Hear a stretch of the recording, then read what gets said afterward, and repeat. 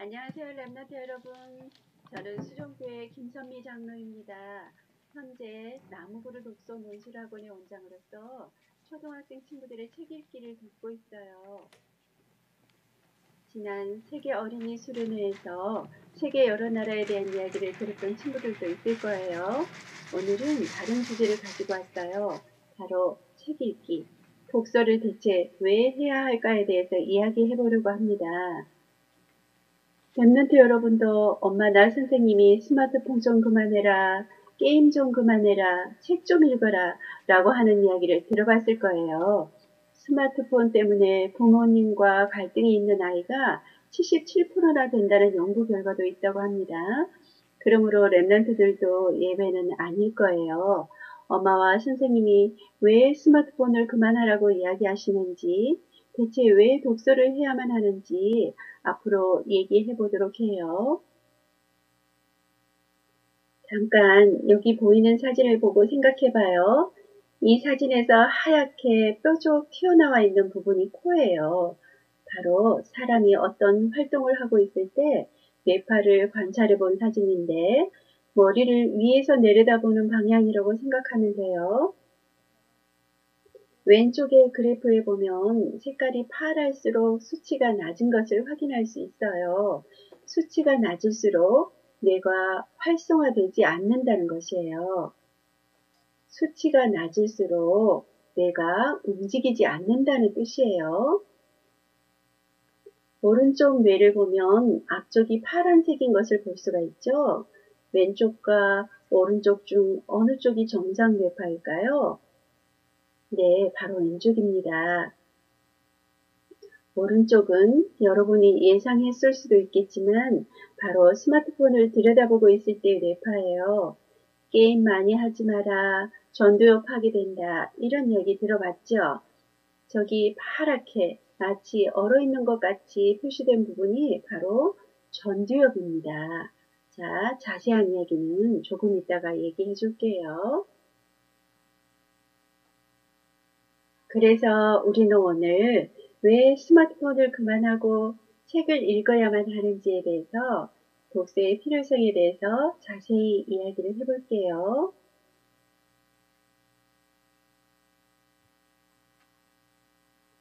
자, 조금 전 보았던 사진을 다시 보여줄게요. 아까 선생님이 왼쪽과 오른쪽 뇌 사진 중에 오른쪽 사진이 스마트폰을 들여다보고 있는 뇌파 사진이라고 알려줬어요. 이 사진에서 빨갛게 되어 있는 부분이 뇌의 영역 중에서 후두엽 부분이에요. 빨간색으로 표시되어 있는 것은 활발하게 움직이고 있다는 뜻이에요. 이 후두엽은 시각 기능을 담당해요. 그래서 스마트폰을 볼 때도 뇌파가 움직이는 걸 볼 수 있어요. 하지만 스마트폰 중독 뇌파인 오른쪽 사진에서 전두엽 부분은 파랗게 되어서 움직이지 않고 있죠. 이게 무슨 이야기일까요? 자, 뇌에 대해서 조금 알아봅시다. 뇌에는 여러 부분들이 있고 각각 다양한 기능을 담당하고 있어요. 그림을 보면서 설명을 들어주세요.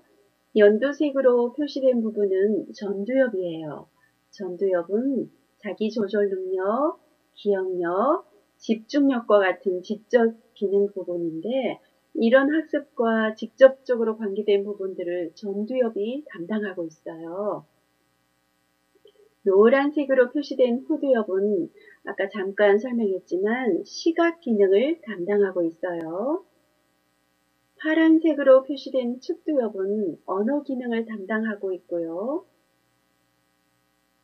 그런데 스마트폰 같은 디지털 기기를 사용하는 것은 뇌를 골고루 자극하는 게 아니라 어느 한쪽 영역만 움직이게 하기 때문에 뇌 발달에 불균형을 불러올 수 있어요. 아까 전두엽은 마치 얼어있는 것처럼 파랗고 후두엽만 빨간색으로 활발히 움직이는 뇌파 사진을 보았으니 알 거예요.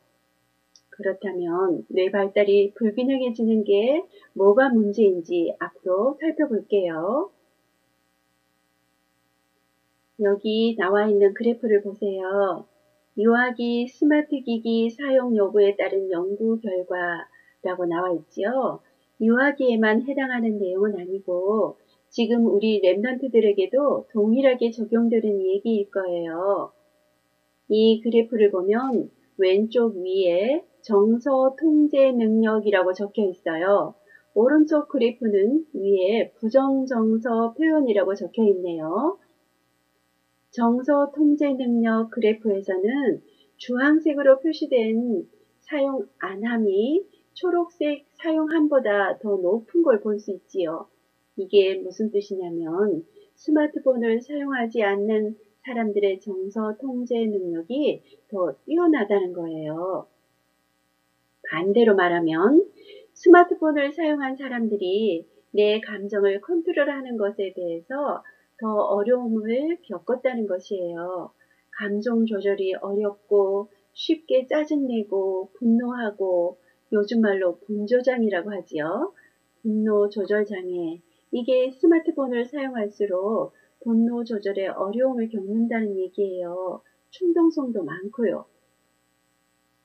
그리고 오른쪽에 있는 그래프 부정정서 표현을 보면 스마트폰을 사용하는 쪽 초록색 그래프가 더 많이 나쁜 감정을 표현했다는 것을 볼 수 있어요. 결국 스마트폰을 많이 사용한 데는 인지 능력이 있는 포유류 수준의 뇌도 아니고 파충류 수준의 뇌와 비슷한 수준이라는 이야기도 있어요. 인간이 생각을 하면서 살아야 하는데 그게 아니라 살아가기만을 위한 뇌, 생존만을 위한 뇌처럼 퇴화해버린다는 거예요. 창세기 1장 27절에 뭐라고 말씀이 나와 있죠? 하나님이 자기 형상, 곧 하나님의 형상대로 사람을 창조하시되 남자와 여자를 창조하시고 하나님이 자기 형상대로 만드신 인간인데 인간의 뇌가 뱀과 같은 파충류 수준으로 퇴화하다니요. 스마트폰을 많이 사용하는 뇌는 하나님의 형상을 잃어버리게 되는 거예요. 편리한 디지털 기기를 사용하는데 하나님의 형상을 잃어버리고 있다니 아이러니하지요. 다시 말합니다.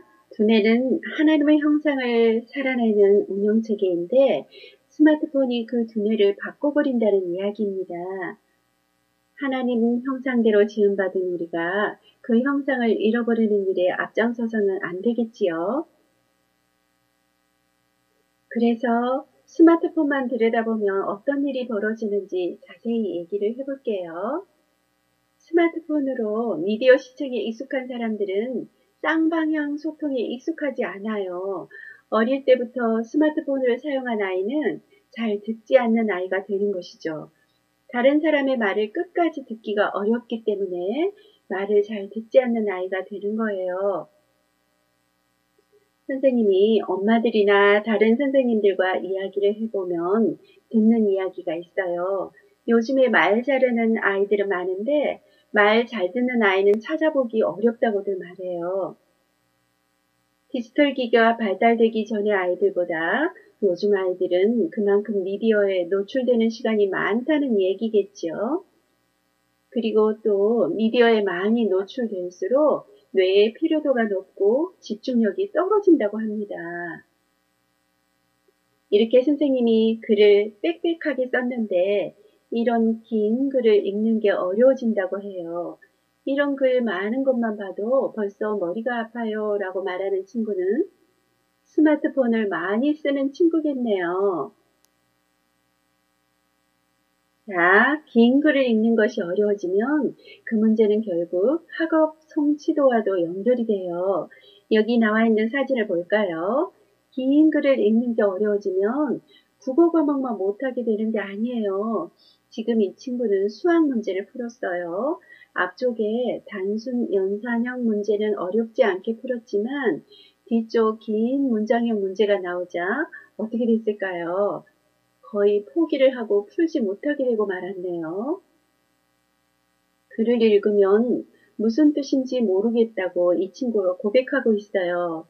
읽는 것에 문제가 생기면 그것은 결국 학습 능력 저하로도 이어져요. 최근에 심심한 사과 논란이 있었어요. 들어본 친구들이 있나요?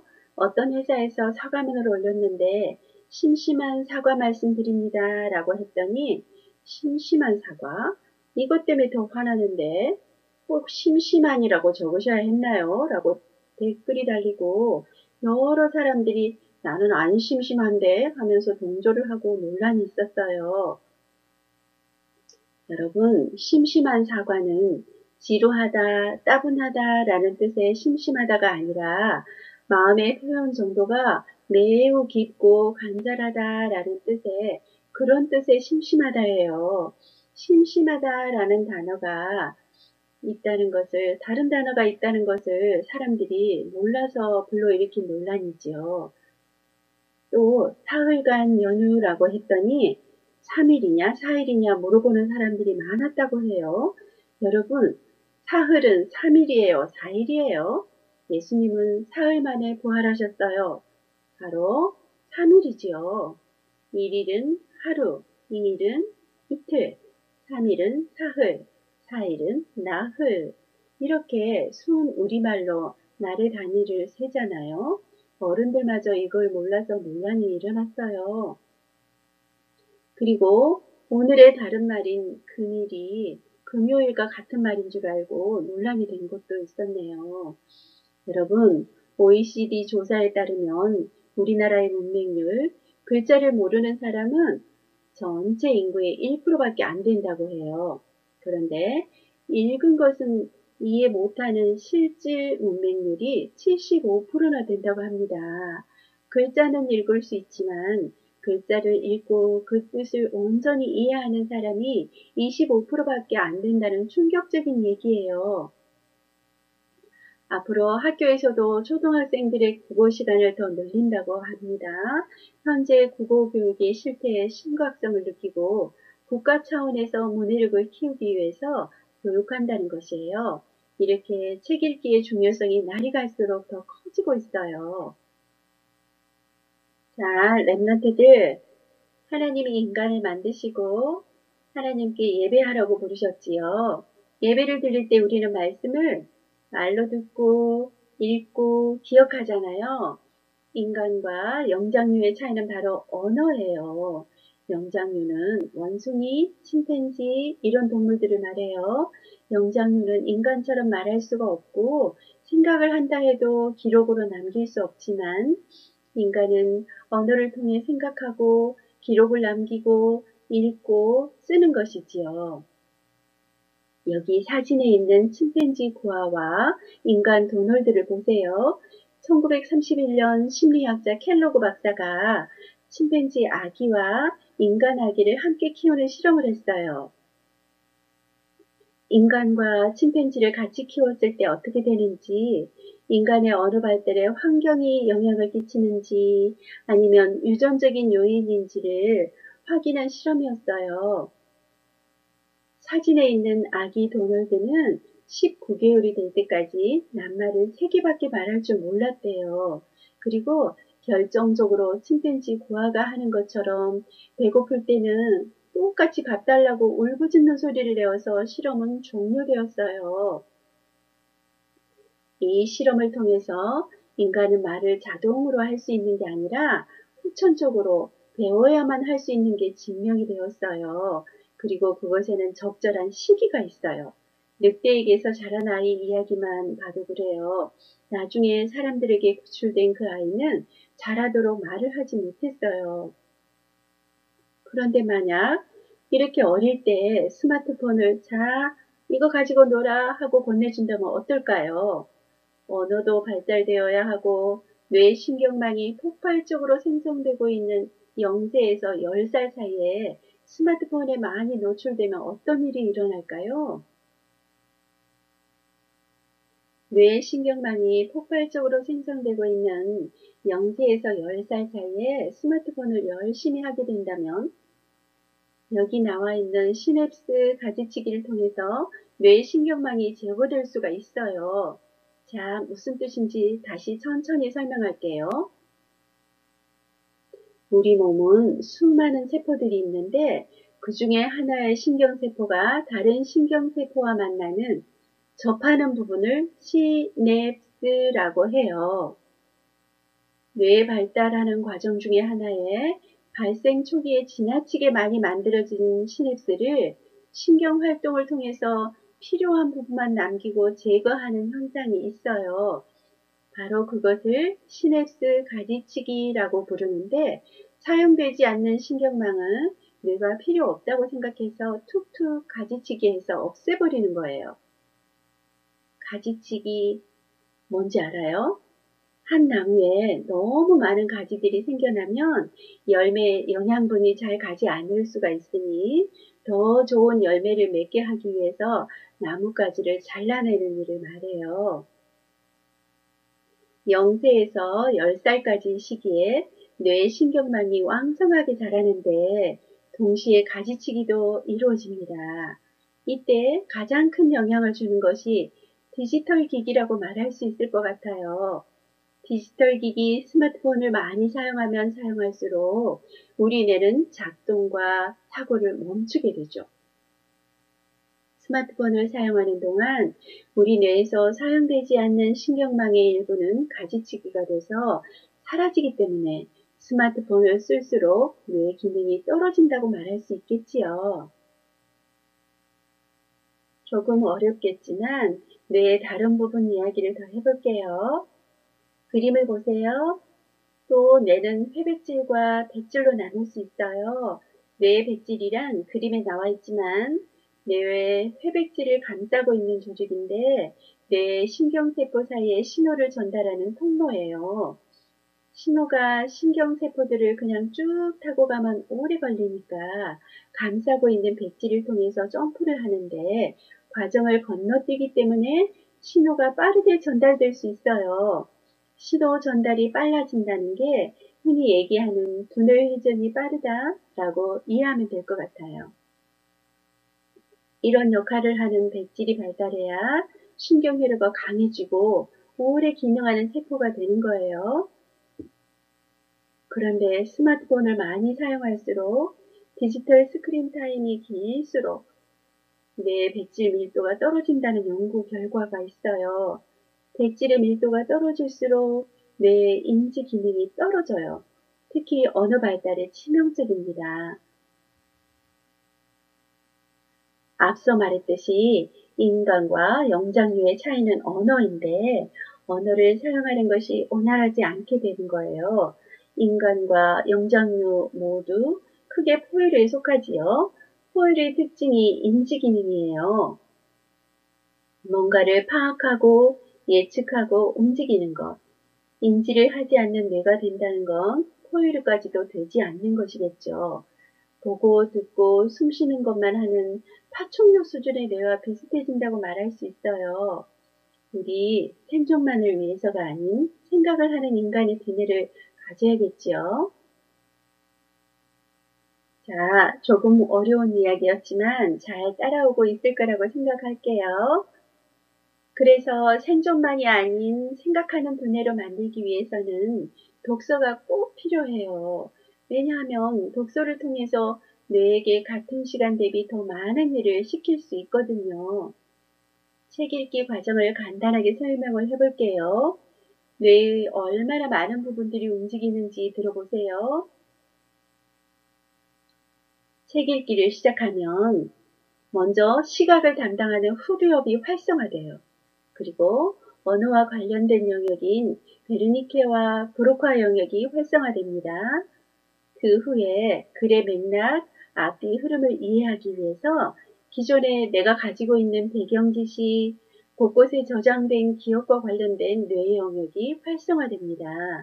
그 후에는 이 모든 감각 정보들을 통합하기 위해서 전두엽과 시상이 활성화되는 거예요. 후두엽, 언어 관련 영역, 기억 관련 뇌 영역, 전두엽과 시상. 이 과정이 독서하는 동안 계속 반복되는데 이 때문에 독서를 뇌의 운동이라고 부르는 것이지요. 독서를 통해서 뇌의 운동을 시키면 초점성 집중력이 발생돼요. 초점성 집중력이 무엇인지 설명을 해줄게요.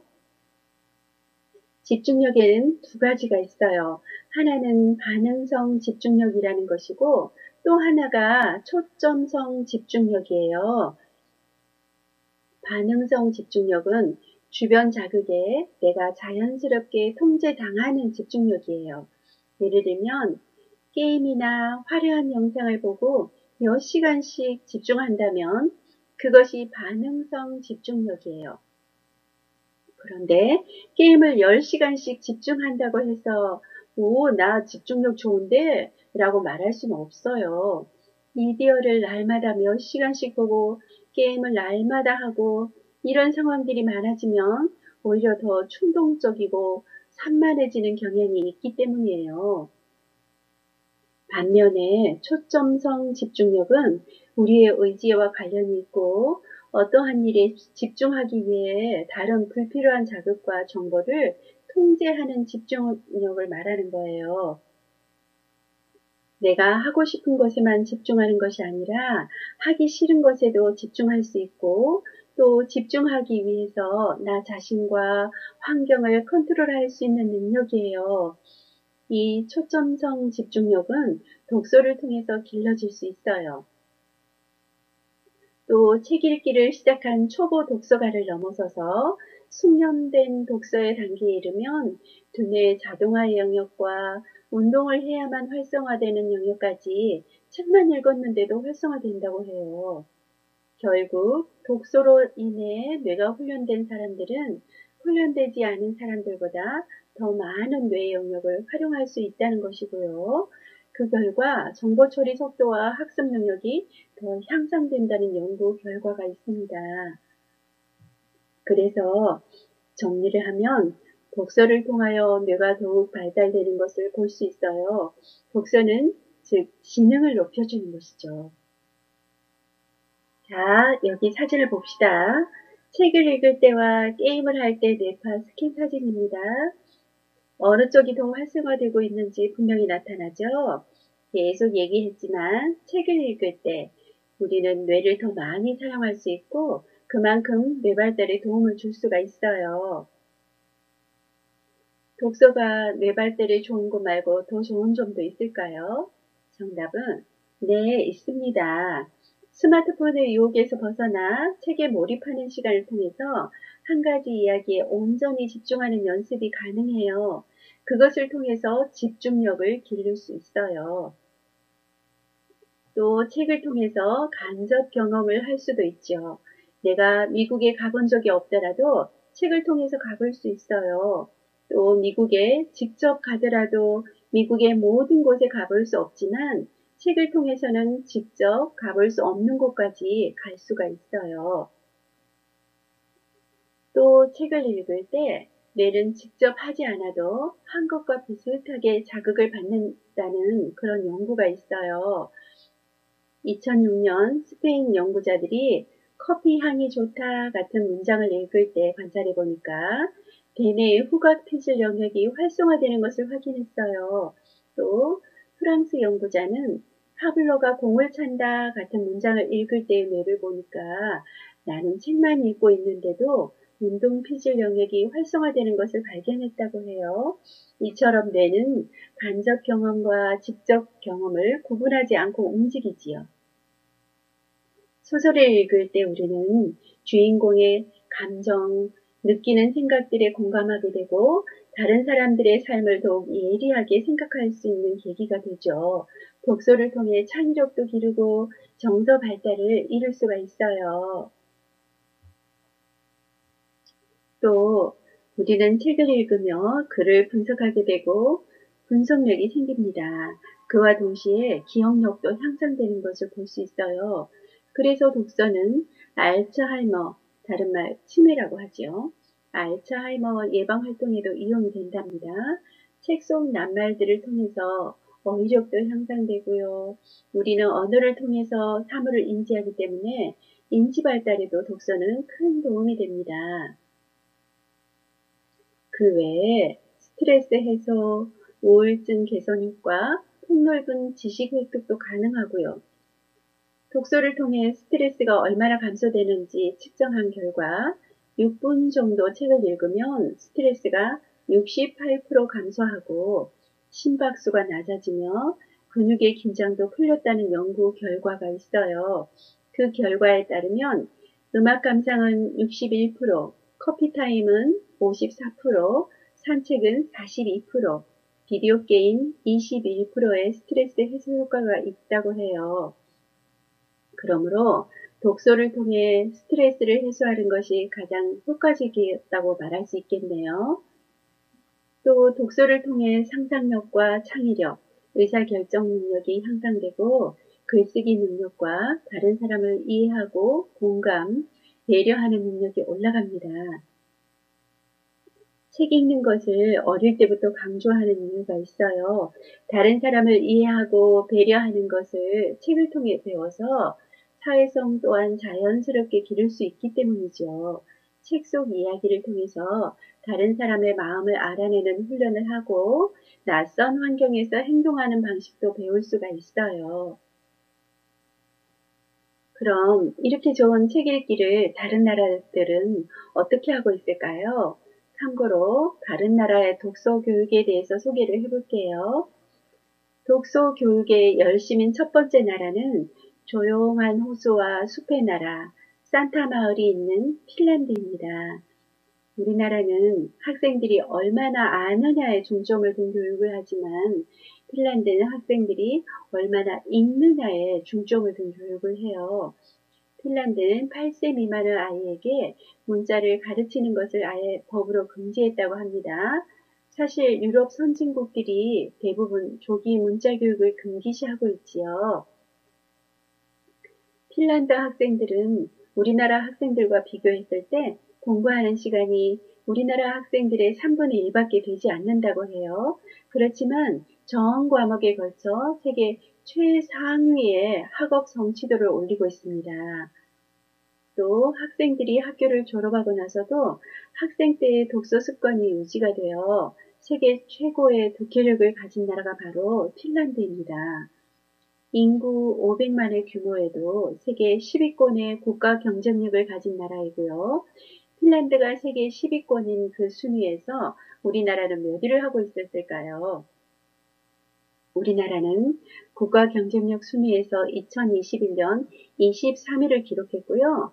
얼마 전에 2022년 순위가 다시 매겨져서 확인을 해보니까 우리나라는 27위로 순위가 하락했네요. 핀란드는 8위를 기록했고요. 우리나라의 미래인 랩런트 여러분의 독서가 얼마나 중요한지 알겠지요? 자, 또 다른 나라 미국을 볼게요. 미국은 초등학교에 독서관리교사, 리딩 스페셜리스트가 있습니다. 독서관리 선생님들은 도서관을 관리하고 독서 수업 프로그램을 짜고 학생 개인별로 독서 기록 카드를 관리해요. 미국의 세인트 제임스 초등학교에는 독서관리 선생님만 5분이 계시대요. 독서 부진하는 따로 독서 보충 수업도 하고 있다고 해요. 독서를 그 어떤 과목보다 우선시한대요. 이렇게 독서를 중요하게 생각하는 미국에서는 국립읽기위원회를 만들어서 학생들의 읽기 능력 향상을 위해 힘쓰고 있다고 합니다. 이제 독서를 사랑했던 위대한 사람들을 찾아볼 거예요. 먼저 미국의 링컨 대통령입니다. 내가 알고 싶은 것은 모두 책에 있다. 내가 읽지 않은 책을 찾아주는 사람이 나의 가장 좋은 친구이다 라고 링컨 대통령이 말했어요. 링컨 대통령은 항상 책을 가지고 다니며 읽었대요. 일하러 갈 때도 밥 먹을 때도 책을 읽을 수 있는 시간이 조금이라도 생기면 늘 읽었다고 합니다. 그리고 마음에 드는 구절 문장을 늘 메모했다고 해요. 링컨 대통령의 많은 정책 아이디어가 여기서 나왔다고 할 수 있겠네요. 링컨 대통령은 또 믿음의 위인이지요.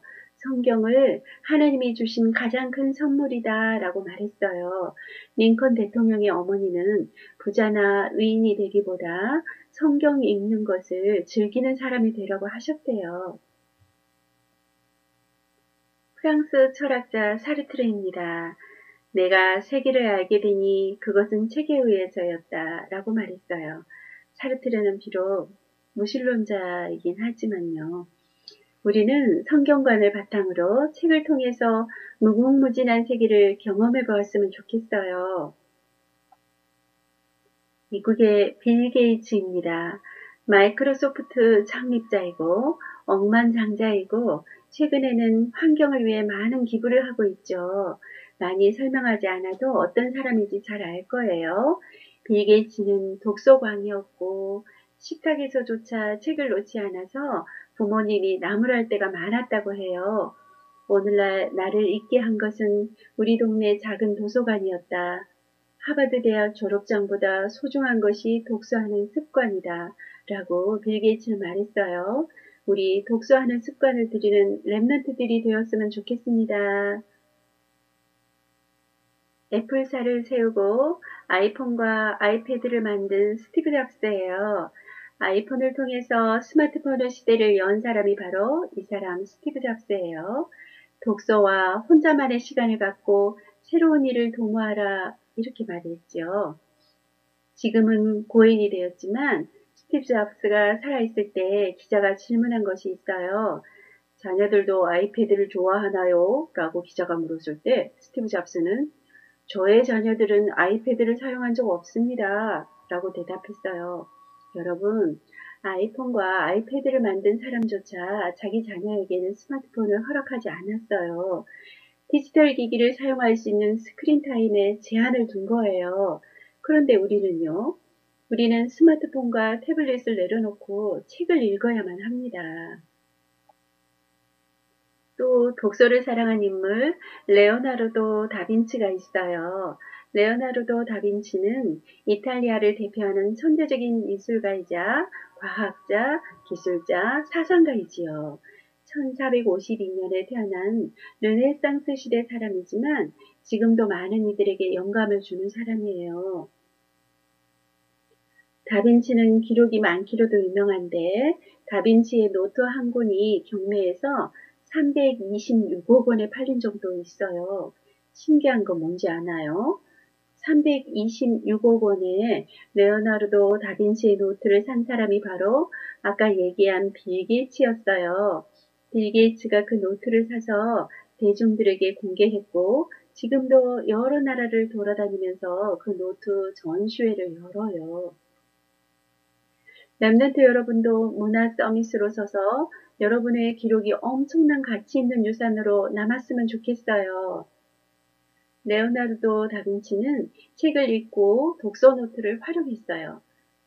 책을 읽고 첫 번째로는 새롭게 알게 된 지식을 기록하고 두 번째 그것에 대한 다빈치의 생각을 기록했어요. 세 번째로 이제 그것을 어떻게 인생에 적용할지를 그 노트에 매번 기록했다고 합니다. 특히 다빈치는 자신이 읽은 책, 읽고 싶은 책에 대한 목록을 만들어 두었다고 해요. 그래서 효율적인 독서를 할 수가 있었죠. 여러분도 여러분만의 독서법을 찾았으면 좋겠어요. 독서법에 대해서 뒤에 다시 얘기를 하기로 해요. 책 읽기를 사랑한 사람들은 더 있어요. 전구를 발명했던 발명가 에디슨의 경우에는 12살에 디트로이트 도서관의 책을 모조리 읽어버렸다고 해요. 철학자 데카르트는 좋은 책을 읽는 것은 과거의 가장 훌륭한 사람들과 대화하는 것이라고도 했고요. 독서를 중요하다고 말한 사람들이 너무나도 많기 때문에 선생님이 일일이 얘기했다가는 오늘 하루가 다 가버릴 거예요. 이쯤에서 독서법에 대한 이야기로 넘어갈게요. 그래서 우리는 책을 어떻게 읽는 게 좋을까요? 먼저 책을 읽는다는 것 자체가 중요하지만 같은 주제의 여러 책을 읽고 비교, 대조하거나 흥미가 생긴다면 그 책을 깊이 있게 읽는 게 도움이 돼요. 그리고 우리는 독서 그 자체가 목적이 아니라 뇌 발달을 목적에 두고 독서와 운동을 병행해야 해요. 그렇게 해서 효율적인 뇌가 되도록 하는 게 더 효과적인 독서법이라고 할 수 있겠어요. 초등학생들은 학년별로 독서 방법이 조금씩 달라요. 1, 2학년은 언어가 중요하므로 동화책을 많이 읽으면 좋겠어요. 3, 4학년은 과학, 사회가 어려워지는 시기이고 다양한 책을 읽을 시기예요. 5, 6학년은 골고루 읽을 때이고 특히 여러 고전 책들을 읽어야 해요. 고학년은 글자를 읽고 무슨 뜻인지 해석하는데 오래 걸리는 초보 독서가가 아닌 숙련된 독서 전문가로 나아가야 할 때입니다. 책 읽기를 즐겨 하지 않는 사람이라면 어렵게 생각할 수도 있겠지만 먼저 스마트폰을 내려놓고 책을 들어요. 3페이지만, 어른은 6페이지만 읽는다는 생각으로 읽기 시작해요. 또는 10분만 집중해서 읽자는 생각으로 책을 읽기 시작해요. 그러면 어느새 술술 읽고 있는 나를 발견하게 될 거예요. 또 책을 읽은 후에는 그냥 책을 덮는 게 아니라 내용을 요약하거나 감상문을 쓰거나 감상화를 그리거나 내가 책 내용을 토대로 퀴즈를 내고 풀어보거나 다양한 활동을 하면 책의 내용을 더 내 것으로 만들 수가 있어요. 책 읽기 자체가 어려운 친구들은 얇은 책부터 읽기에 도전해요. 얇은 책부터 골고루 읽으면 건축물을 세울 때 뼈대를 세우는 것과 같아요. 얇은 책일수록 단어가 쉽고 중요한 내용이 많이 있기 때문에 먼저 읽는 것입니다. 두꺼운 책은 이제 읽어가면서 건축물에 살을 붙이는 것과 같아요. 책이 두꺼워질수록 어려운 어휘가 나오기 때문에 무작정 도전하지 않고 차근차근 단계를 밟아 나가도록 해요. 왼쪽 사진은 초등학교 저학년 친구가 그린 도구 감상화입니다. 도구 감상화를 아름답고 멋있게 그리는 것도 당연히 좋지만 여기 그림처럼 부담 갖지 말고 인상 깊었던 장면이나 책 표지를 그리는 것도 괜찮아요. 책을 내 것으로 만들고 나의 기억으로 남기는 게 중요하니까요. 그리고 그림이 어렵다면 내가 읽었던 책에 대해서 짧은 기록을 남기는 것도 좋아요. 또 책의 주인공에게 편지 쓰는 것 같은 거 많이 해봤을 거예요. 선생님이 있는 남구루 독서 논술에서는 시간표에 맞춰서 다양한 책을 읽고 있는데 내가 읽었던 책에 대해서 간단하게 기록하도록 하고 있어요. 기록을 통해서 단기 기억을 넘어 더 깊은 장기 기억으로 만들 수 있기 때문이에요. 여기 사진을 보세요. 왼쪽 사진은 도구 감상문이에요. 도구 감상문과 같이 줄글로 남기기도 하고 오른쪽 사진과 같이 마인드맵으로 책 내용을 정리해 보는 것도 좋은 방법이에요. 마인드맵 알지요? 생각의 가지를 뻗어나가면서 내용과 생각을 정리하는 것이지요. 각자가 좋은 방법으로 다양하게 도구 활동을 해보세요. 사진 속 친구들은 자기의 방법으로 독서 후 활동을 하고 있는 중이에요. 랩런트 여러분도 각자 좋은 방법을 택해서 나만의 작품을 만들었으면 좋겠어요. 나만의 작품이 쌓이고 쌓여서 나중에 레오나르도 다빈치의 노트와 같이 가치 있는 걸작품이 될 수도 있으니까요. 책을 내 것으로 만드는 시간 잊지 마세요. 자, 이제 오늘 이야기한 내용을 마무리해 볼 시간이에요.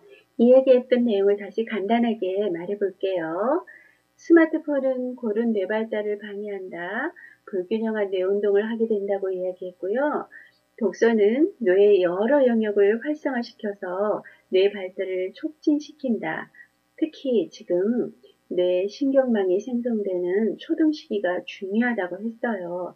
그러므로 독서가 꼭 필요하다. 이렇게 정리하겠습니다. 랩런트들 이번 이야기를 듣고 그냥 끝 하지 말고 마음과 생활에 남는 것이 있었으면 좋겠어요. 그러기 위해서 선생님이 미션을 주겠습니다. 첫 번째, 매일 기도수첩 서밋타임 후 호흡하면서 묵상의 시간을 가져요. 매일 기도수첩과 주일 말씀을 묵상하는 서밋타임은 랩런트들 모두 잘 하고 있을 거라고 생각해요.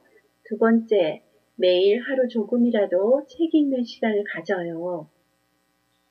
선생님이 아까 얘기했지만 얇은 책부터 시작해서 매일매일 독서의 습관을 들여서 우리의 뇌를 읽기에 익숙한 뇌로 만들어 보세요.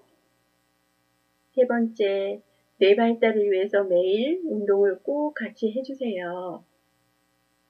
먼저 영적 서밋으로 서고 기능 서밋, 문화 서밋의 자리에서는 랩런트들 될 수 있도록 같이 기도하면서 미션을 잘 실천해 보았으면 좋겠습니다.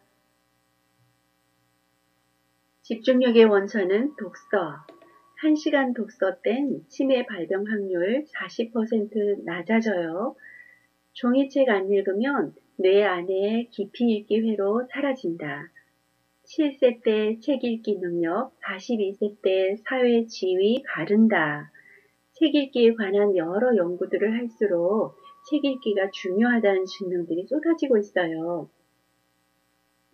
선생님도 앞서서 책 읽기의 중요성을 많이 말했고요. 운동이 우리 몸에 근육을 만들듯이 독서는 뇌의 근육을 만드는 것이에요. 랩런트들이 책과 함께하는 시간을 꼭꼭 많이 가졌으면 좋겠어요. 코로나 시대 이전 사진이긴 하지만 선생님이 있는 남구루 독서논술학원에서 책을 읽는 친구들 모습입니다. 매일매일 책과 함께하는 시간을 갖는 친구들이 이렇게나 많아요. 랩런트들도 독서를 즐기는 랩런트들 되기를 바랍니다. 그럼 안녕.